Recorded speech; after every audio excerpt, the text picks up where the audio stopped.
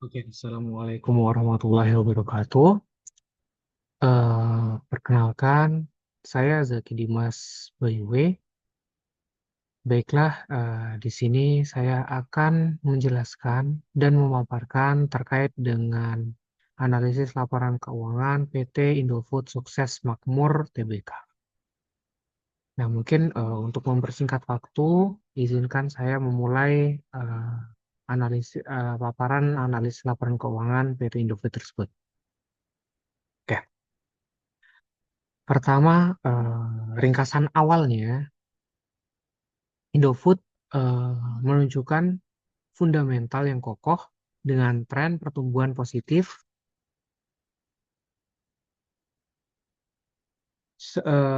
Secara umum, PT Indofood berada dalam kondisi sehat dan berkesinambungan, dengan likuiditas yang memadai dan profitabilitas yang terus membaik. Nah, dalam likuiditasnya sangat baik, terlihat dari kemampuan bayar kewajiban lancar yang meningkat. Untuk solvabilitasnya sehat, risiko keuangan rendah, struktur modal yang stabil. Nah, untuk profitabilitas terlihat meningkat. Hal itu dapat dilihat dari efisiensi biaya dan margin laba bertumbuh secara konsisten. Nah, untuk aktivitas yang aktivitasnya terkendali, manajemen stok makin cepat, meski dalam dalam prakteknya terdapat perputaran aset yang sedikit terkoreksi. Oke, mungkin itu masih penjelasan awal. Untuk penjelasan mendalamnya akan kita lanjutkan pada slide berikutnya. Oke, yang pertama yaitu terkait dengan analisis likuiditas. Nah, mungkin sebelum analisis likuiditas, kita memperkenalkan atau interpretasikan dulu profil dari perusahaan PT Indofood ini. Nah, PT Indofood ini terintegrasi vertikal melalui konsep Total Food Solution,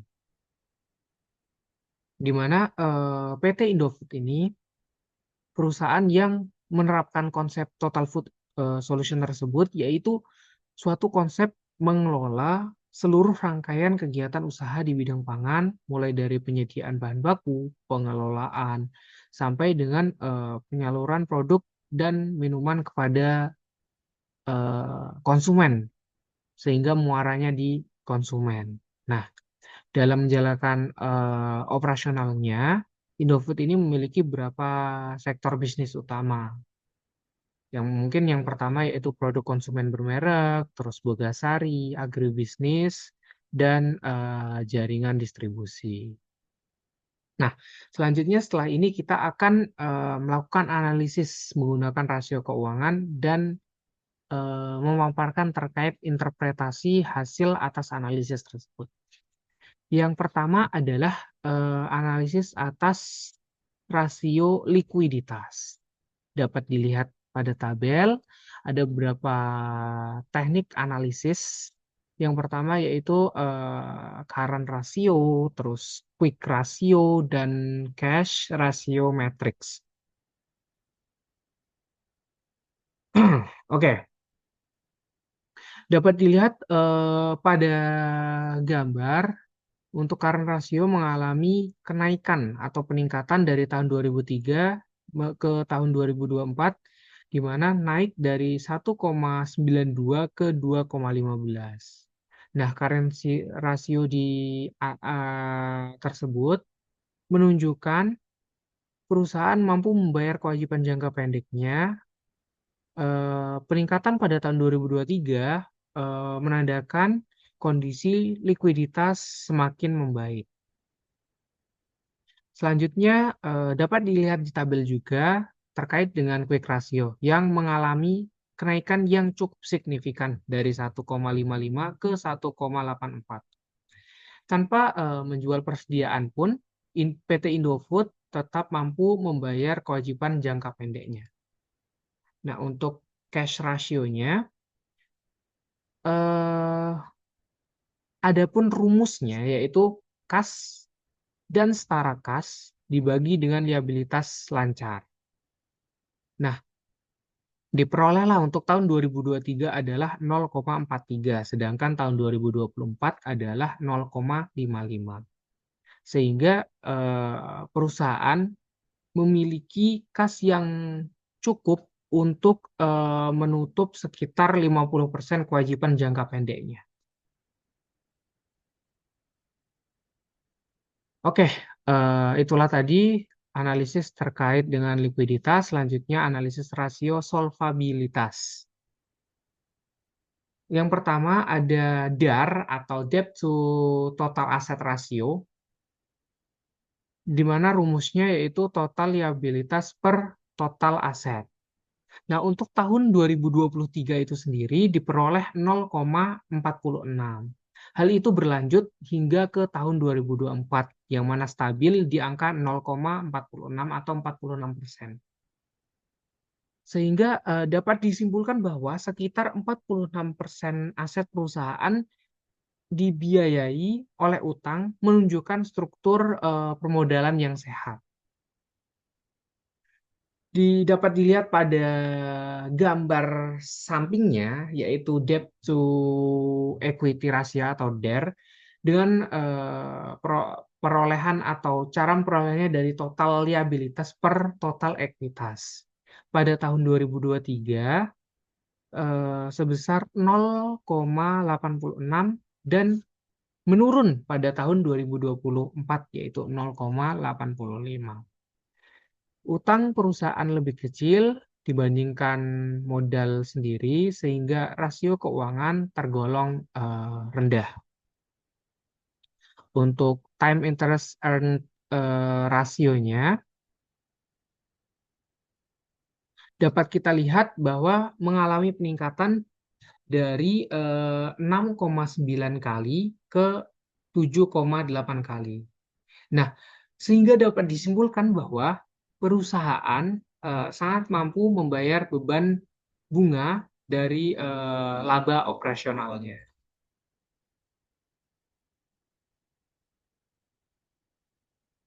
Nah, itulah tadi analisis atas solvabilitas. Selanjutnya yaitu terkait dengan analisis profitabilitas. Mungkin kita dapat lihat di gambar pada net profit marginnya, yaitu laba bersih per penjualan kali 100%, diperoleh bahwa tahun 2023 adalah 7,3%. Sedangkan pada tahun 2024 mengalami kenaikan menjadi 7,5 atau 7,46%. Sehingga dari setiap Rp1 penjualan menghasilkan laba bersih sebesar 0,07 dan kondisi ini meningkat pada tahun 2024.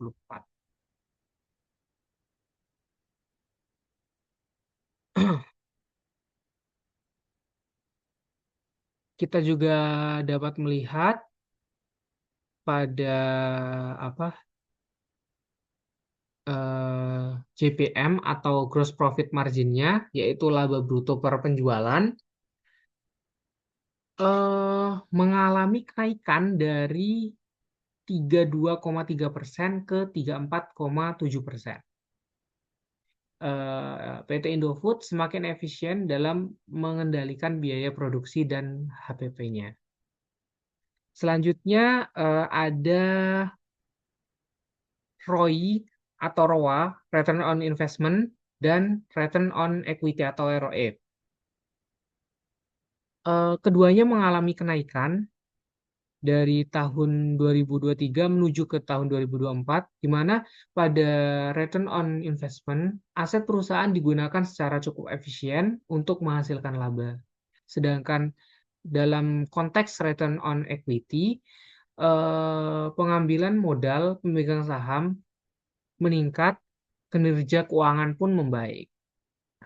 Kenaikan konsisten pada ROI dan ROE ini menegaskan bahwa perusahaan tidak hanya bertumbuh secara ukuran, tetapi juga secara kualitas dalam konteks profitabilitasnya.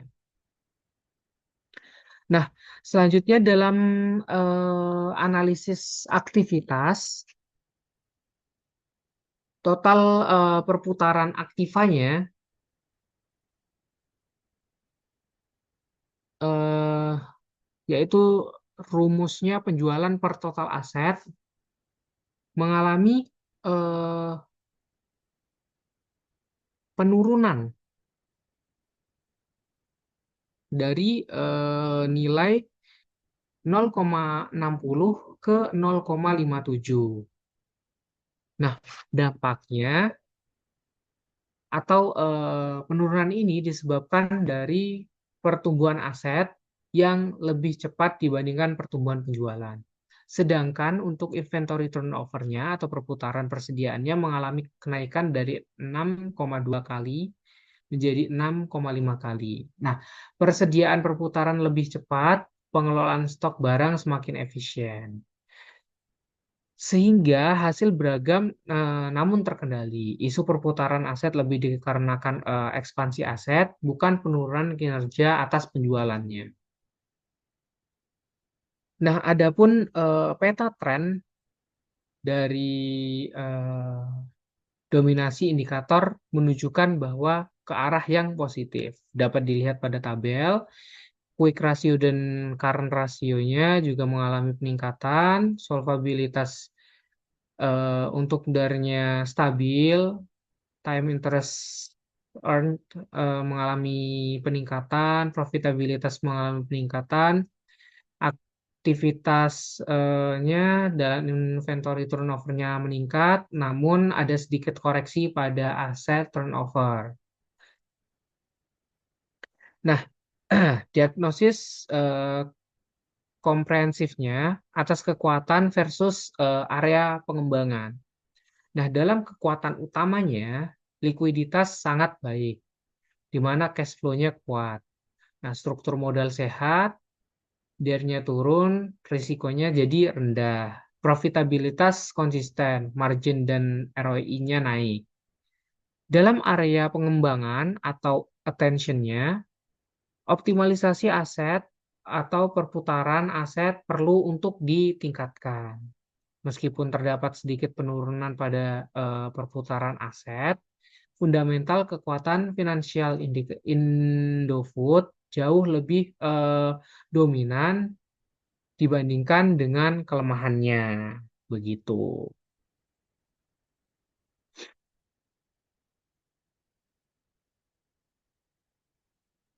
Nah, kesimpulannya dapat dilihat bahwa atas analisis rasio-rasio tadi,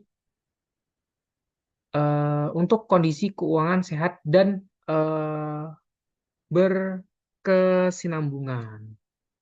PT Indofood sukses PT Indofood sukses makmur TBK memiliki kondisi keuangan yang cukup solid, ditunjukkan oleh tingkat likuiditas yang memadai, kinerja profitabilitas yang terus membaik, serta struktur permodalan yang stabil.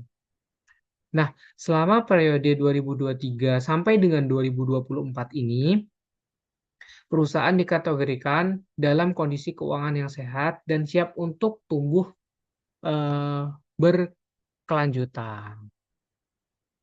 Jadi dari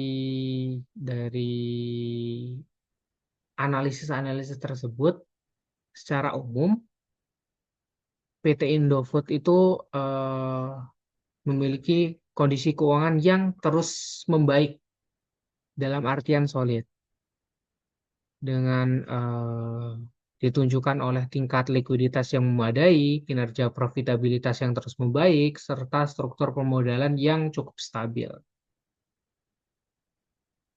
Adapun aspek yang menurut saya masih perlu mendapat perhatian atau kelemahan keuangan perusahaan adalah optimalisasi penggunaan aset agar dapat menghasilkan pendapatan yang lebih efisien. Namun, sudah dijelaskan dalam slide tersebut, selama periode 2023 sampai dengan 2024, perusahaan dikategorikan berada dalam kondisi keuangan yang sehat dan berkesinambungan. Oke, mungkin itu saja yang dapat saya sampaikan. Tiada gading tak retak, tiada kata tak salah, karena sejatinya manusia tidak pernah luput dari kesalahan. Saya akhiri, wassalamualaikum warahmatullahi wabarakatuh, dan terima kasih.